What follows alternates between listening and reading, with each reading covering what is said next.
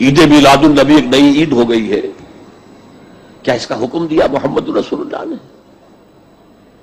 یفعلون ما لا یؤمرون، وہ اپنی ہی ایجاد کردہ روایات ہیں، اپنی ہی ایجاد کردہ بدعات ہیں، اپنی ہی ایجاد کردہ رسومات ہیں، ان پر لگے ہوئے ہیں اور دعوے کرتے ہیں اللہ سے محبت، رسول کے عشق کے، جبکہ ان کے عمل میں نہ اللہ کی اطاعت ہے نہ رسول کا اتباع ہے۔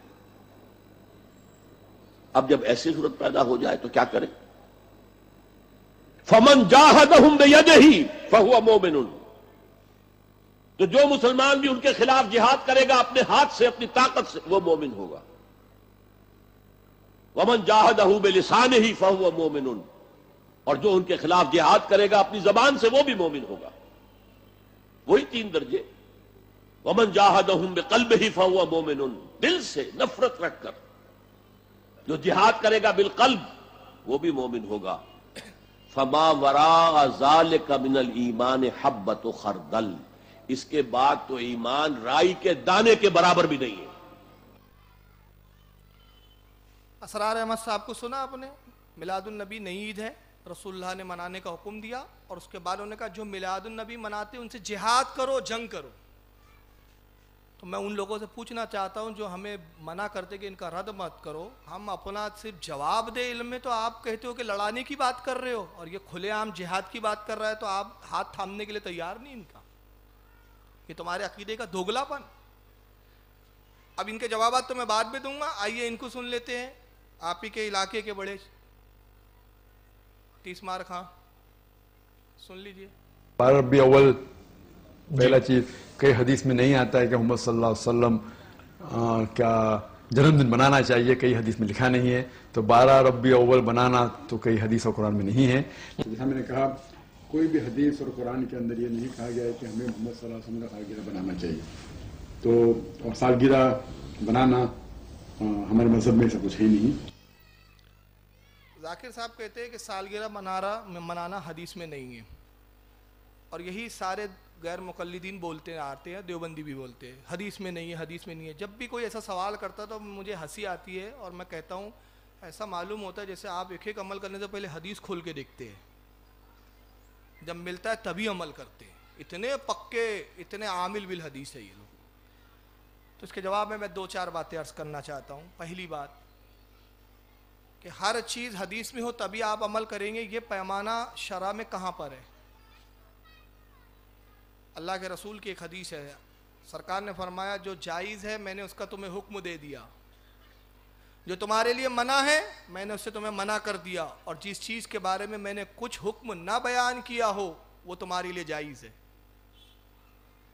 تو جو منع ہے وہ موجود ہے، جو جائز ہے وہ موجود ہے، اور نبی کہہ رہے جس کے بارے میں خاموشی اختیار کروں، نہ منع ہے نہ جائز، کچھ بھی میرا حکم نہیں، تو وہ تمہارے لیے مباح اور جائز۔ تو اگر ان میں حوصلہ ہو تو ثابت کرے کہ کس حدیث میں میلاد منانا ناجائز ہے، تو ثابت کر کے بتا دیں۔ اور اگر آپ کہتے نہیں رسول اللہ نے نہیں حکم دیا یا رسول کے زمانے میں نہیں تھا اس لیے بدعت ہے، تو بہت ساری بدعتیں جو خود کر رہے۔ سب سے پہلی بدعت تو ذاکر صاحب کوٹ ٹائی پہنتے، عیسائیوں کی نقل ہے، یہ سب سے بڑی بدعت۔ تو رسول اللہ نے کہا کہ غیروں کا لباس پہنو، نہیں ہے۔ چلو کہیں گے یہ دنیاوی تہذیب ہے، اس سے اسلام کا کیا تعلق؟ ہم تو دنیاوی تہذیب کے اعتبار سے پہنتے ہیں۔ تو میں کہتا ہوں آئیے ذرا اس طرف رخ کریں، جو چیز آپ بھی کرتے ہیں اور آپ اسلام سمجھ کے کرتے ہیں، اسلام کی تبلیغ سمجھ کے کرتے ہیں۔ ڈاکٹر ذاکر صاحب نے پیس چینل شروع کیا، پیس چینل چل رہا ہے، پیس چینل کے ذریعے وہ اپنے جھوٹے مذہب کا پرچار کر رہے ہیں۔ حدیث میں آیا کہ اس طرح تبلیغ کرنا؟ ثابت کر سکتے ہیں؟ نور چینل جو چل رہا ہے غیر مقلدین کا سعودیہ سے، کیا حدیث میں آیا یہ کرنا؟ مسجدیں بنانے کے بارے میں حدیث میں آیا کہ پکی بناؤ، مینارے کھڑے کرو، اس پہ گنبد بناؤ؟ حدیث میں کہاں ہے؟ اماموں کو تنخواہ دینا، یہ حدیث میں کہاں ہے؟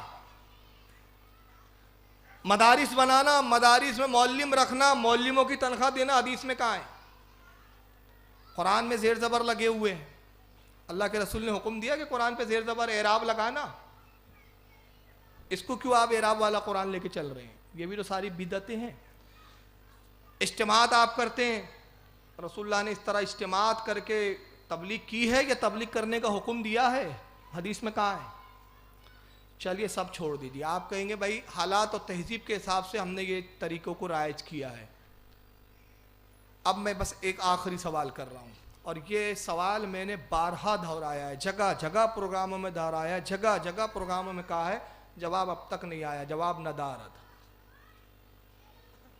اور وہ سوال یہ دہرایا کہ آپ کہتے ہیں کہ جو حدیث میں نہیں ہے اور جس کا حکم رسول نے نہیں دیا وہ بدعت ہے، اس کا کرنا جائز نہیں. تو مجھے صرف اتنا بتاؤ، سعودیہ عرب میں جو تہجد کی اذان ہوتی ہے، مسجد نبوی سے اذان ہوتی ہے، خانہ کعبہ سے اذان ہوتی ہے، یہ کس حدیث میں آیا ہے تہجد کی اذان؟ ثابت کرو اور 2 لاکھ روپیہ مجھ سے انعام لے کے جاؤ. ثابت کرو. رسول اللہ کے زمانے میں ہوتی تھی تہجد کی اذان، ابو بکر کے زمانے میں ہوتی تھی تہجد کی اذان، عمر فاروق کے زمانے میں ہوتی تھی، عثمان غنی کے زمانے میں ہوتی تھی، مولا کائنات علی مرتضیٰ کے زمانے میں ہوتی تھی، خلفائے راشدین کے بعد تابعین، تبع تابعین، ائمہ مجتہدین، اولیاء کاملین، تمہاری حکومت آنے تک کس زمانے میں تہجد کی اذان ہوتی تھی؟ ثابت کرو، 2 لاکھ روپیہ انعام لے کے جاؤ. اپنی بدعتوں کی کوئی فکر نہیں ہے. سعودیہ میں تہجد کی اذان ہوتی ہے تو یہ دین سمجھ کے ہوتی ہے کہ دنیا کی رسم سمجھ کے ہوتی ہے؟ کیا سمجھ کے ہوتی ہے؟ دینی ہے نا. تو یہ اتنی بڑی بدعت لے کے بیٹھے ہو اور اس پر کوئی تبصرہ نہیں ہے آپ کا، اس پر کچھ نہیں ہے. اور پھر یہی نہیں، حرم میں لاؤڈ اسپیکر لگے ہوئے. اللہ کے رسول کی صاحب سنت موجود ہے بخاری وغیرہ اور دیگر کتابوں میں کہ نبی پاک جب جماعت کثیر ہوتی تھی تو سرکار مکبر رکھا کرتے تھے، ابو بکر صدیق مکبر ہوا کرتے تھے. تم نے مکبر کی سنت کو مٹا کر یہ مائک کی جو بدعت لگائی، یہ حدیث میں کہا ہے ثابت کرو. اور حدیث کو مٹانا، سنت کو مٹانا، یہ بدعت سیاح، یہ بہت بری اور گمراہ کن بدعت ہے. اس کا جواب لاؤ.